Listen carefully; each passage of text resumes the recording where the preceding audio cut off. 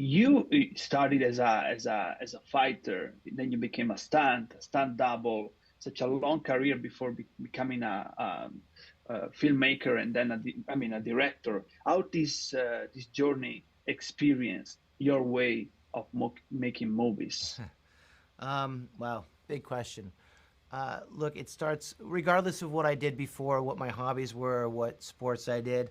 I love movies. My mom and dad love movies. It was a big deal when I was growing up. Every Sunday, like Monday through Saturday was work, do your homework, help out around the house. Sunday was movie night. So back in the day, there was no cinemas were just like Star Wars or Jaws or Alien, like one movie every couple months would come out. So it was kind of a big. I think people forget how big of a deal it was when a new movie came out. And I always thought it was kind of magical. Most of the week I'd sit and just keep rereading Lord of the Rings over and over again or something. And, or Michael Crichton or something like that.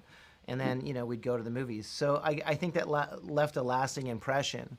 And because the interest I had in martial arts or certain sports or anything like that, my dad was big into sports, my brother. So I think that kind of naturally gravitated to, I grew up watching Kung Fu movies. I loved Godzilla movies. I loved, Creature Double Feature on TV, and there'd always be Kung Fu theater. And I grew up at Odyssey Video, getting that one Jackie Chan tape or that one Bruce Lee movie you could get, and I'd watch it over and over again because that's where my interest lay. So naturally, when I wanted to start making films, one genre didn't seem enough to me.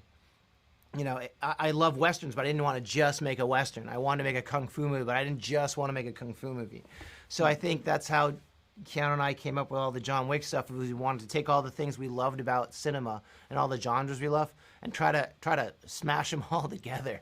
We're very greedy, I guess, so we wanted to put as much as we could in each movie. I'm sorry we don't have a lot of time, so I go straight to another question. Can you tell us about gun safety on set? I know you care a lot about this. Can Yeah, you elaborate? look, without wasting too much time going into the history, most people don't realize that up until very recently, people use real firearms with blanks, cartridges with gunpowder on the head, which can still be very dangerous if they're mishandled. What we tried to do on John Wick was create a different kind of what we call plug guns now.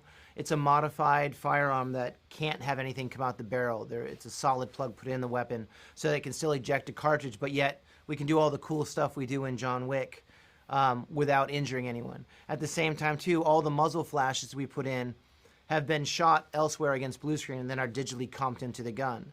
So literally none of the firearms we use in John Wick are firing real rounds. So it's or blank rounds, sorry.